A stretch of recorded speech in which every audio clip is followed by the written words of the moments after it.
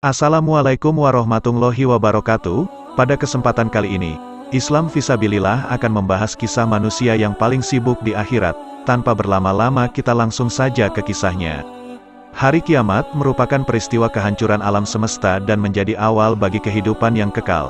Sebelum menuju surga atau neraka, umat manusia akan dibangkitkan lalu dikumpulkan di padang mahsyar untuk menjalani pengadilan dari Allah Subhanahu wa Ta'ala. Pada hari itu, semua manusia hanya akan memikirkan dirinya sendiri. Bahkan, ketika orang tua, suami, dan anak di sebelahnya diseret oleh malaikat, mereka tidak akan saling menolong karena lebih mementingkan nasibnya sendiri.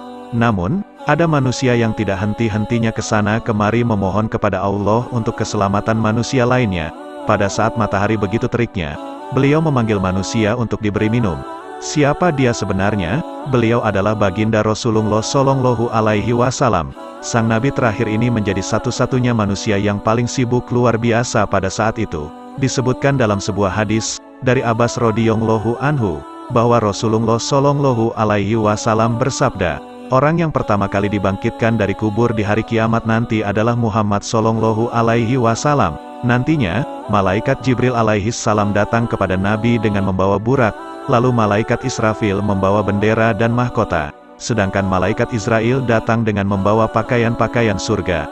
Israfil alaihi salam bersuara, wahai roh yang baik, kembalilah ke tubuh yang baik, maka kubur terbelah dua. Pada seruan yang kedua pula, kubur mulai terbongkar. Pada seruan yang ketiga, ketika Rasulullah Shallallahu Alaihi Wasallam berdiri, sang Nabi membersihkan tanah dari atas kepala dan janggutnya.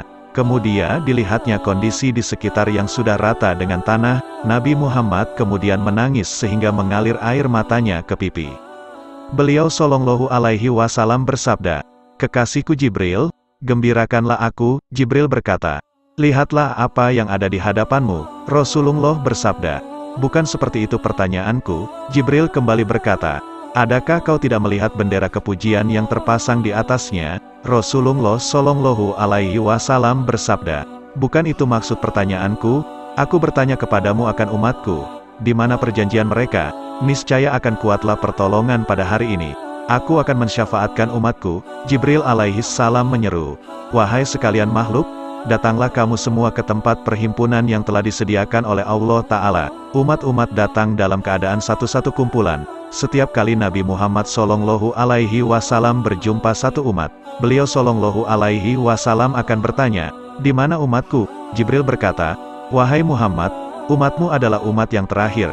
Sampailah saat umat Nabi Muhammad yang muncul dengan menangis serta memikul beban di atas belakang mereka sambil menyeru, wahai Muhammad. Nabi Muhammad Shallallahu Alaihi Wasallam bersabda, wahai umatku. Mereka berkumpul di sisinya sambil menangis. Kemudian Nabi bersujud kepada Allah dengan sujud yang sangat lama, sampai Allah Subhanahu wa Ta'ala mengatakan, ya Muhammad, bangkitlah dari sujudmu. Ya Allah, saya tidak akan bangkit dari sujud sebelum saya mendapatkan apa yang engkau janjikan. Ya Allah, berikan saya kesempatan untuk memberi minum kepada umat-umat saya. Mereka kehausan ya Allah di bawah terik matahari. Akhirnya Allah mengatakan, ya Muhammad, ini telaga Al-Kautsar, beri minum pada umatmu.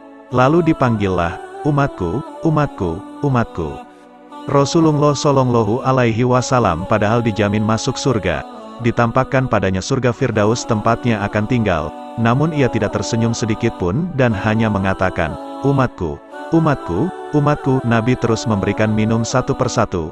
Bahagia sekali ketika bertemu umatnya seperti bertemu kekasih lama dan memberikan minum. Setelah minum satu teguk, maka manusia tidak akan haus selama-lamanya. Setelah memberi minum umatnya, Rasulullah Shallallahu Alaihi Wasallam sujud lagi. Ya Muhammad, kenapa engkau sujud lagi? Sujudnya lama sekali. Sambil menangis di hadapan Allah, bangun ya Muhammad, akan aku berikan apapun yang engkau minta. Ya Allah, selamatkanlah umatku dari sirat. Kata Allah, maka tunggulah mereka di ujung sirat. Nabi kemudian menunggu kita di ujung sirat sambil mengatakan, ya Allah selamatkan, ya Allah selamatkan. Maka yang amalnya banyak dia lewat namun ada juga yang jatuh ke dalam neraka. Ketika tahu umatnya masih banyak yang ada di dalam neraka, Nabi Muhammad Shallallahu Alaihi Wasallam langsung sujud lagi. Ya Muhammad, bangkitlah dari sujudmu.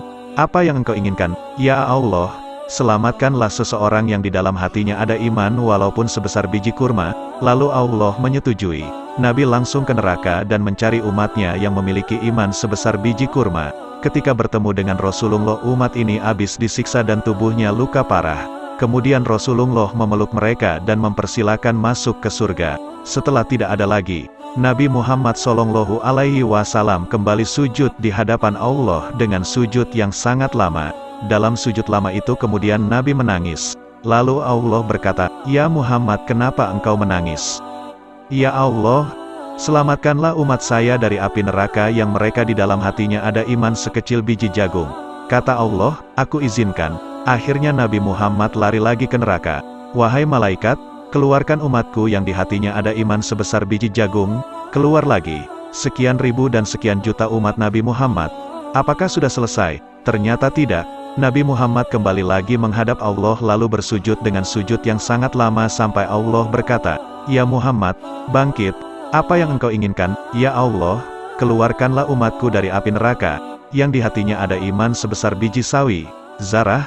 Allah menjawab, "Aku izinkan." Nabi Muhammad SAW kembali berlari ke neraka untuk menyelamatkan umat-umatnya yang di dalam hatinya terdapat iman, walau sekecil biji sawi dalam hatinya. Setelah itu, kembali lagi ke arasy Allah Subhanahu wa Ta'ala.